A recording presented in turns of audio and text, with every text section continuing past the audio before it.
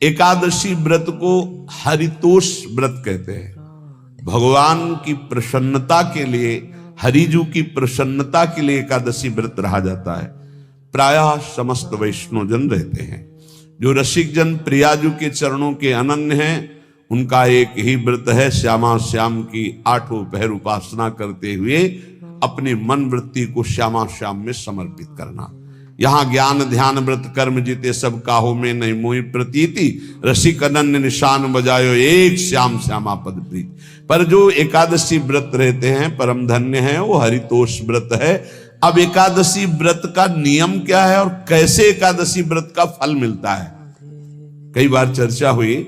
बहुत सुंदर तस्मा शास्त्रम प्रमाणम ते, शास्त्र प्रमाण के अनुसार श्री सनातन मुनि बोल रहे हैं, अथ ते नियमान वच्मि व्रते ह्रस्मिन् दिनत्रये, कास्यम मानुषम मसूरान्नम चणकान को द्रवास्तथा, शाकम मधुपरान्नम च पुनर्भोजन मैथुने, दशम्याम 10 वस्तूनि वर्जयेत वैष्णवः सदा। जिसे एकादशी रहनी हो और एकादशी का फल प्राप्त करना हो, उसको ये नियम पालन करना चाहिए। अथ ते नियमान वच्मि व्रते ह्रस्मिन् दिनत्रये, उसको 3 दिन, एक तो दशमी और एक द्वादशी और फिर बीच में एकादशी, उसको 3 दिन संयम में रहना होता है, तब बीच की एकादशी का उसे फल प्राप्त होता है। जिसे एकादशी व्रत रहना हो उसका नियम है कि दशमी के दिन कांसे के पात्र का त्याग करे। वैष्णव सिद्धांत है कि कभी जिसमें मांस बना उस रसोई का भोजन न ग्रहण करे। मसूर की दाल, चना की दाल, कोदों और कोई भी शाक, शहद, दूसरों का अन्न, दोबारा भोजन और मैथुन, ये दशमी के दिन त्याग दे। एक बार दशमी के दिन भोजन करे 24 घंटे में, क्योंकि एकादशी रहना है। कांसे का पात्र, जिस रसोई में मांस बना उसके भोजन का त्याग, मसूर की दाल, चना, कोदो, शाक, मधु अर्थात शहद और दूसरे के द्वारा दिया हुआ भोजन और दोबारा भोजन और मैथुन क्रिया, इनका दशमी के दिन कभी भी प्रयोग ना करे। इन 10 वस्तुओं से वैष्णव दूर रहे दशमी के दिन। फिर एकादशी के व्रत में, ये पीछे तो हम वर्णन कर ही चुके हैं, कहीं नहीं आया यहाँ कुटू का कचौड़ी पकौड़ी और सिंघाड़ा का हलवा और सावा, ये दुनिया के खीर और सब। ये एकादशी के दिन किसी भी तरह की गेम आदि क्रीड़ा ना खेले। जैसे अब आज व्रत है तो बैठे हैं अपना मोबाइल में गेम खेल रहे हैं, ऐसा कोई भी क्रीड़ा नहीं। द्वित क्रीड़ा, किसी भी तरह का गेम, ये सब खेल नहीं। द्वित क्रीड़ाम च निद्राम च तांबूलम दंत धावनम, परापवादम पैशून्यम स्तेयम हिंसाम तथा रतिम, कोपम हृत वाक्यम च एकादश्याम विवर्जयेत। एकादशी के दिन उपासक को चाहिए कि वो किसी भी तरह की क्रीड़ा, मनोरंजन बिल्कुल नहीं। चनिद्राम, नींद नहीं लेनी उसको, न दिन में न रात में, एकादशी व्रत। और प्रायः पुराने महापुरुषों ने ऐसा किया है। रामदास जी डाकोर के रात में जाते थे, रणछोड़ भगवान के यहाँ कीर्तन करते थे जाकर। तभी तो भगवान उनके कीर्तन पर, उनकी भक्ति पर रीछ कर गाड़ी में बैठकर उनके साथ आए थे। पूरी रात जगकर कीर्तन करना, और दिन में तो सोना ही निषेध है। द्वित क्रीड़ाम च निद्राम च तांबूलम, पान खाना निषेध है एकादशी को, बिल्कुल नहीं, जो व्रत रह रहे। और दंत धावनम, वृक्ष से तोड़कर जो दतून की जाती एकादशी के दिन है।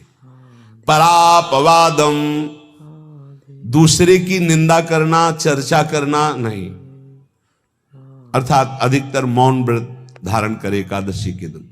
पैशून्यम, चुगली करना। स्तेयम, कोई चोरी करना।